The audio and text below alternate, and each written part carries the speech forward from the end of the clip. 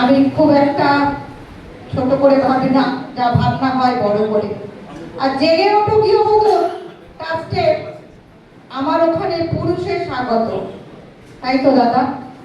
আমার মঞ্চ পুরুষদেরকে অভ্যর্থনা জানায়, কারণ সমাজকে দুর্নীতি মুক্ত যদি করতে পারে সেটা মহিলারাই পারে, কারণ মহিলারা সচেতন নয়। স্বামী ইঞ্জিনিয়ার স্বামী হবে, ডাক্তার স্বামী হবে।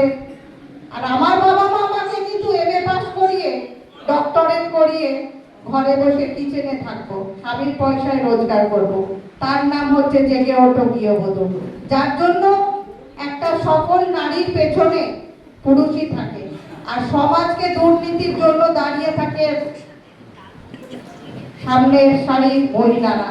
কারণ ছেলে অন্যায় করবে, 21 বছরে বিবাদী আবৃত্তি করে গেল যে 21 কাউকে ভয় পায় না, কিন্তু মা সেই 21 ভয় না পাওয়াটাকে সমাজের দুর্নীতির জন্য তৈরি করে, তাই তো বিবাদী।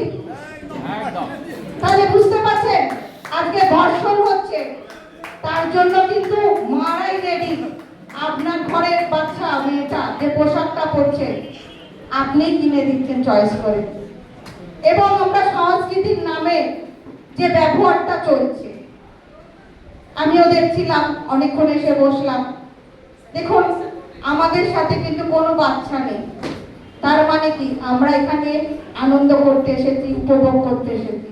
একটা বাচ্চাকে নিয়ে আসুন না, পরিবেশটাকে শেখান না, তবে না সংস্কৃতি তৈরি হবে। আমাদের তো গোধূলি বেলায় এসেই গেছে, আর কিছুদিন। সবার আগে আমি একজন হার্ট ব্লকের পেশেন্ট।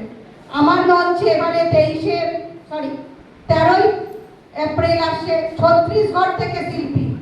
দাদা তাই তো দেখেছেন, বুঝতে পারছেন আমি কিভাবে কাজ করি। আমি খুব স্ট্রং লেডি, সবাই জানে। কিন্তু আমার সিভিটা যদি দিই আপনারা ভয় পাবেন। তারপরে দেখুন আমি দাঁড়িয়ে আছি এখানে। ওই দাদা আগে বলে গেলেন যে 1 বছর না কিছু, হয়তো বসন্ত শেষ হতে চলেছে 50।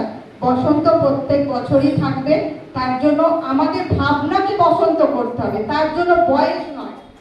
আমাদের বসন্ত প্রত্যেকে আমাদের দেখুন আগে সবসময় হয়ে যেত দোল, কিন্তু আমি যেহেতু শেষ 13ই এপ্রিল রেখেছি, তাই জন্য এখনো আমি বললাম চির বসন্ত, তো তাই জন্য আমরা অন্তত 2 মাস বসন্ত কাটাই।